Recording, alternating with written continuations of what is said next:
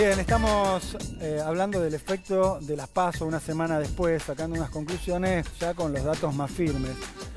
Y una de las conclusiones, a mi entender, es que quedó un peronismo atomizado y sin conducción. Aparecen varios referentes históricos diciendo lo que hay que hacer. Hay algunos que sobresalen porque pudieron, ganar en sus patrias chicas. Estamos hablando de Urtubey, por ejemplo. Hay otros grandes históricos que perdieron. Schiaretti en Córdoba, Rodríguez A. en San Luis. Está Duhalde, que asoma ahora, diciendo yo, quédense tranquilos, me pongo el traje de piloto de tormentas y vamos a reorganizar esto. Por supuesto, Cristina Kirchner no quiere saber nada, ni con Duhalde, ni que Urtubey le diga algo. Duhalde y Urtubey dicen, Cristina ya fue, no va más. Lo cierto es que hay un peronismo atomizado y que nadie sabe quién conduce el peronismo hoy. ¿Quién es el líder del peronismo? ¿Quién es el líder de ese espacio? Algo que también se puede anotar como un poroto para el gobierno nacional, que además de ganar en algunos distritos, dejó de esa manera desparramado al todo el peronismo. Y le pregunto a los invitados, ¿quién va a conducir el peronismo? Te olvidaste de un actor central, creo yo, o era hasta hace muy poco, que es peronista, aunque no está dentro del peronismo, que es Sergio Massa. Massa de algún modo ya está hablando con los gobernadores para ver si puede armar alguna especie de construcción por afuera del kirchnerismo. Y los gobernadores que lo miraban de reojo a Massa también están viendo, bueno, si no es Cristina puede ser Massa. Te voy a decir, Santiago, ¿por qué no lo mencioné? Porque aparecen, creo yo, vamos a ver si coinciden ustedes, como uno de los derrotados, ¿no? Respecto al caudal de votos que tenía y a los que consiguió. Randazzo claramente es derrotado, consiguió muy, pero muy poco. Sí, pero la cuenta... Massa me parece que tenía alguna expectativa mayor y creo que vos mismo lo dijiste, que este proceso de polarización empezó antes de las PASO. Y víctima de ese proceso es el propio Sergio Massa. Bueno, esa quizás es una de las buenas noticias para Cristina. No quedó ningún peronista de peso en pie, porque Urtubey, incluso habiendo ganado, no es todavía una figura nacional. Si Cristina Kirchner llega a ganar en la provincia de Buenos Aires, en las generales, por medio voto, ¿quién le va a decir que ella no puede ser la jefa del peronismo en el 2019? Vos decís que saca una luz de ventaja respecto del resto de los... Claramente. Sí, el problema que tiene es que sola no va a poder, salvo que estalle la economía. Porque Cristina tiene 1/3 en la provincia de Buenos Aires, Cambiemos tiene 1/3, y para llegar a ganarle al gobierno tiene que juntar un poco más. Algunos ya están trabajando por la unidad, el tema es si Cristina quiere o no. Pero fíjate que el otro día ya hubo varias señales. Moreno, exsecretario de Comercio de Cristina, pidiendo la unidad. Daniel Filmus, repitiendo casi las mismas palabras, pidiendo la unidad. Atrás salió Agustín Rossi. Que se juntó con Rodenas, la candidata perdedora, sí. Perdedora, y que además acababa de estar abrazándose con Cristina en el Instituto Patria. Ahora, en ese proceso unida, mencionaban a Massa. ¿Ustedes lo imaginan a Massa como parte de ese proceso? No lo imagino. Y les pregunto además, porque hay una presencia fuerte que sumó Massa en los últimos tiempos, que es Margarita Stolbizer. Dolió muchísimo. Que me parece que genera cierta retracción, o por lo menos dentro de lo que es el universo peronista, no comulgan demasiado con ella. ¿Se puede dar ese proceso de unidad con ella? Lo de Stolbizer es por ahora, dicen siempre. Es una alianza circunstancial, hay que ver a futuro porque el peronismo no la quiere. Ahí el tema también, perdóname, es también que el peronismo está fragmentado hoy, pero en 2019 se va, son pragmáticos, los que están gobernando van a querer mantener la gobernación y para eso necesitan un candidato competitivo. ¿Vos, Sebastián, creés en aquella frase famosa que son como los gatos, los peronistas, que cuando se están peleando se están reproduciendo? Un poquito despectiva con el peronismo, pero lo que sí está claro es que el gobierno tiene algún tipo de temor respecto a eso y por eso está operando desde antes de la elección para ver si puede voltear las PASO antes de 2019, porque es una herramienta que a Cambiemos le sirvió para constituirse y ganar la presidencia. Y al peronismo le puede servir para dirimir candidaturas, porque esto que hizo Cristina hoy con Randazzo esta vez, no lo va a poder hacer en 2019. ¿Por qué? Porque si esos 5 puntos, 6 puntos o lo que sea que saquen, puede hacer que haya una segunda vuelta otra vez y que eventualmente pierda. Entonces, me parece que el gobierno también está viendo que esta fragmentación del peronismo en algún punto después se va a reacomodar un poco después de las elecciones generales. A mí me cuesta ver a Massa con Cristina, eso lo veo difícil. El tema es qué rol decide jugar Cristina, ¿no? Sí, y el papel de los gobernadores que por ahí deciden apuntalar a Sergio Massa, que también es posible. Y que hoy por hoy parece que la única coincidencia que tienen es que Cristina no. Y en cuanto le empezás a preguntar, bueno, ¿pero quién? Y ahí empiezan, bueno, yo puedo ser, yo gané en mi distrito, yo en 2 años capaz veo. Ahora, un escenario ideal para el gobierno nacional, ¿o me equivoco? Sí, a ver, yo lo que quiero remarcar es, hoy los gobernadores dicen con Cristina no, pero así como los intendentes decían con Cristina no hasta hace 2 meses, ¿no? Un poco es lo que dice Gabriel, ¿no? Si Cristina gana o pierde la elección. Esto va a marcar un antes y un después. Si Cristina gana la elección, háganse a la idea que Cristina va a ser candidata en 2019. Bien. A ver, decía que íbamos a hablar en este bloque del efecto judicial, del efecto de las PASO. Y me parece que hay que marcar, por lo menos como uno de los temas principales, lo que sucedió esta semana en el Consejo de la Magistratura. En el Consejo de la Magistratura se suspendió al camarista Eduardo Freyler. Ustedes saben que para ese proceso de suspensión se necesitan los 2/3 del cuerpo. O sea, 9 de los 13 integrantes de ese Consejo de la Magistratura. El oficialismo tenía 8 votos.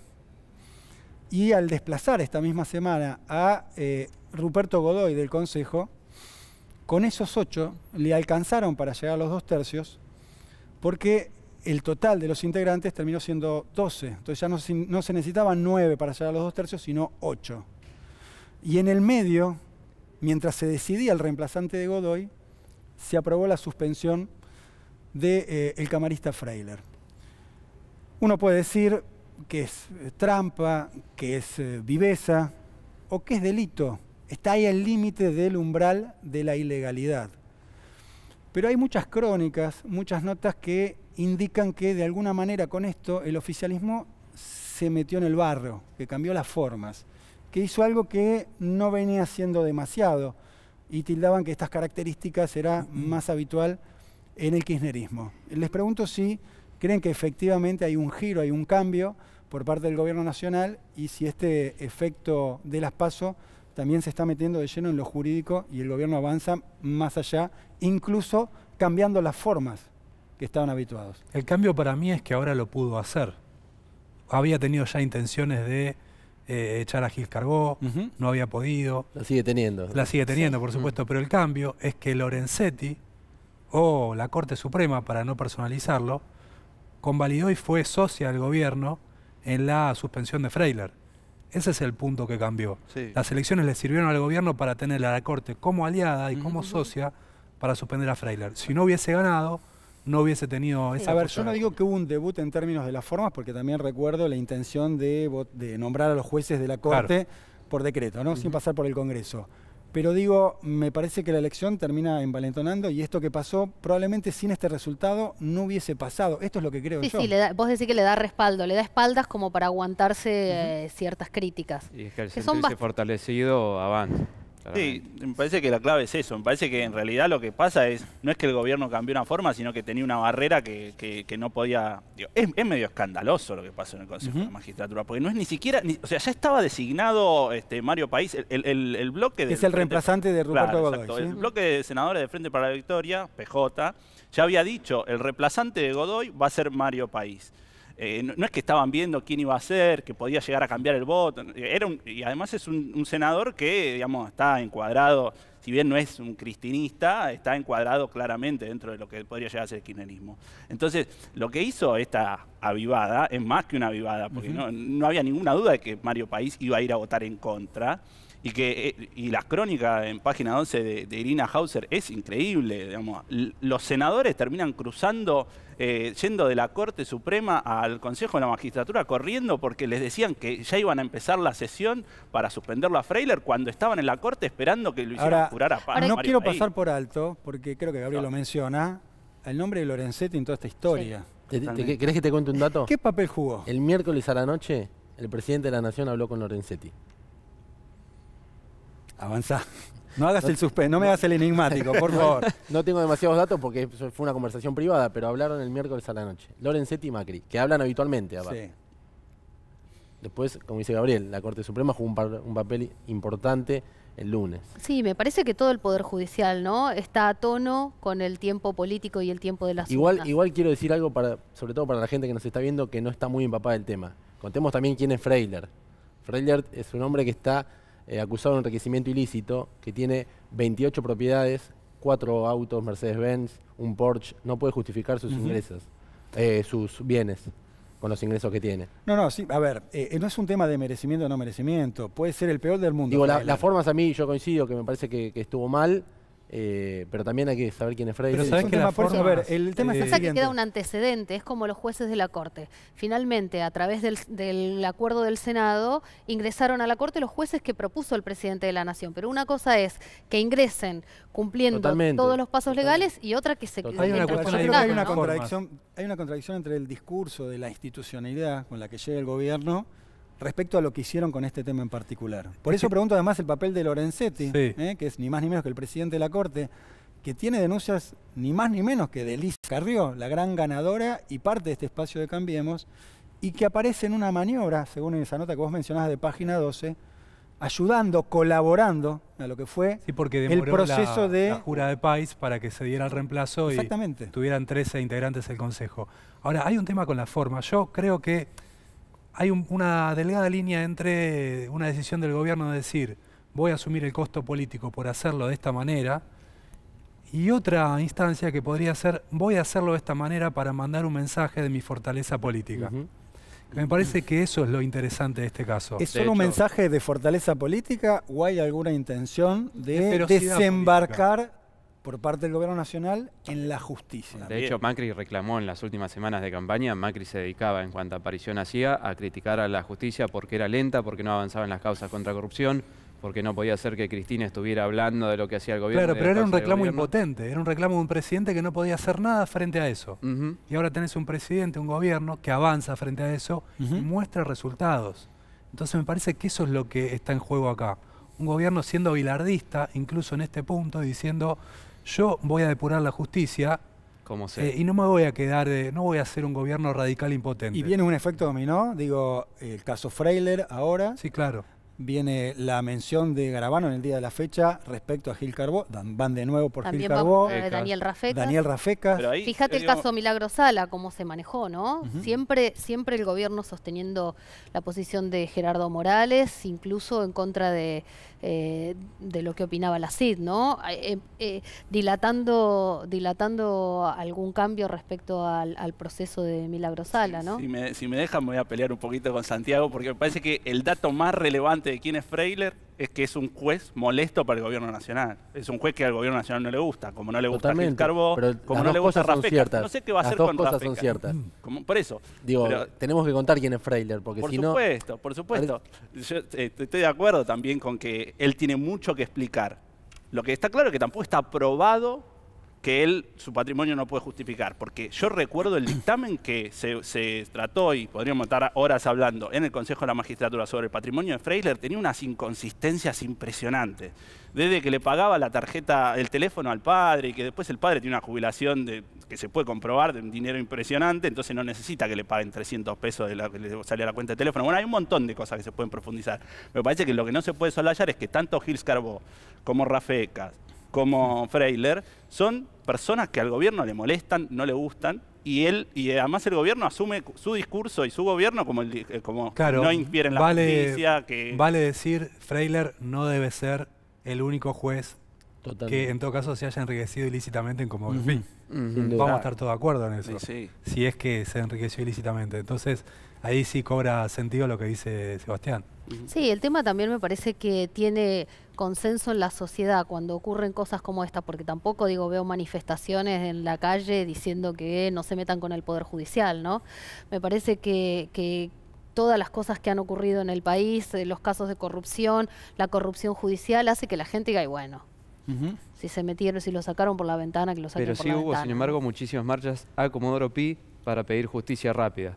De hecho, la buena parte de la coalición cívica y de la gente de Carrió convocaban por las redes sociales a todas estas marchas que hubo, que se dieron a Comodoro Pi, incluso durante la campaña, a pedir una justicia rápida. O sea, el mismo discurso de Macri, pero con una movilización y gente con carteles diciendo este juez no me representa, saquen a este juez. Y la justicia ahora ya le puso fecha, no sé. Un caso emblemático y tremendo que vivimos en la Argentina es la tragedia de Once, y va a estar Julio De Vido desde fines de septiembre en el banquillo de los acusados, ¿no? Un juicio que va a ser casi como Cromañón, me parece a mí, que a todos los argentinos nos sensibiliza, que fue más que un error de Cristina, digo, nunca se solidarizó con las víctimas, entonces me parece que va a poner, el Poder Judicial le va a poner un caso en bandeja al Gobierno Nacional. Bueno, en medio de la campaña, ¿no? Hablando del efecto de las PASO, el efecto político, les quiero preguntar qué va a pasar con el costado político de esta historia, el costado económico, perdón. Estoy pensando en la reforma previsional, la reforma laboral, la reforma tributaria. Están hablando que esto va a suceder después de octubre. Lo cierto es que en términos de lo que es reforma laboral, lo que están diciendo es que hay un modelo, que es el de Brasil. El gobierno dice que no lo va a replicar, que va a hacer acuerdos puntuales. Lo cierto es que pasado mañana se viene una marcha. La marcha de la CGT, acordó con la CTA, algunos movimientos sociales. Esto es como leo a todos ustedes en los diarios decir que es parte de, o producto o resultado de la interna de la CGT, o realmente hay un marco para hacer esta protesta. Es un poco de las dos cosas son ciertas, como decían ellos antes. La CGT tiene una interna feroz desde que se instaló el triunvirato, que no hay una conducción única, ni un sector que haya acatado al triunvirato como conducción, que de hecho también tuvo sus problemas numerosos, el más grande, la marcha del año pasado que terminó con la izquierda copando y llevándose el atril de la CGT, por eso este martes Camioneros va a poner 1000 personas para custodiar sobre todo el palco, para evitar que se repita ese tipo de imágenes, y también hay un marco que se da, ha habido pérdida de puestos de trabajo a rolete y el gobierno las condiciones, si bien no está dando muchos detalles de la reforma laboral sin lugar a dudas va a ser para hacer más fácil que los empresarios se sientan cómodos y eso nunca son buenas noticias para los derechos de los trabajadores. Sí, seguramente hay una desorientación que tiene que ver con la interna justicialista, lo que está sucediendo ahí en la CGT, ¿no? También, Me parece que también es parte de este juego. Sí. ¿Coincidimos ahí? Sí, está claro que la CGT, como decía recién el compañero, tiene una interna importante. Cuando uno ve las crónicas de lo que son las reuniones, hay una disputa importante entre distintos sectores, los más combativos, digamos, los sectores más vinculados con Palazzo, digamos, con el sector del moyanismo, etcétera, y después un sector más afín al gobierno. Y recordemos también que el gobierno ha tenido mucha presión con los gremios. Le intervino el gremio a los canillitas. Hay por debajo de la mesa cuestiones de amenazas de carpetazo dando vueltas y demás. Porque también recordemos que los sindicalistas argentinos también, así como los jueces tienen bastantes cosas que explicar, hay muchos sindicalistas que no pueden explicar ni su patrimonio, ni qué acciones hacen al frente de los gremios. Igual el mismo día que ratificaron la movilización hubo un almuerzo, estuvieron Triaca, Aranguren, Frigerio, comiendo con varios de los dirigentes gremiales, incluso Hugo Moyano, ¿no? Claro, pero no lograron frenar la movilización. Pero hablan por ahí. Después de la movilización vemos. De hecho lo tenés a Hugo Moyano en ese almuerzo y a Pablo Moyano en la CGT diciendo no muchachos, tenemos que avanzar y tenemos que ponerle fecha al paro. La interna de los Claramente Moyano. juega, claro, de las dos puntas. Bien, hablamos... Son resultadistas y están fijándose cómo salen. Son bilardistas también, decís vos. Pero tienen huevos en todas las canastas. Bueno, la política bilardista. Hablamos del efecto político, el efecto económico, el efecto jurídico, social, gremial. Nos vamos a ir a un corte y vamos a volver para hablar del efecto, llamémosle técnico. Digo, se está envalentonando también el gobierno para avanzar nuevamente con la idea del voto electrónico o la boleta única electrónica. Bueno, los despido a todos ustedes, les agradezco por venir, espero que se hayan divertido. Feliz Día del Niño para todos o sus hijos. Y en el próximo bloque hablamos de el voto electrónico.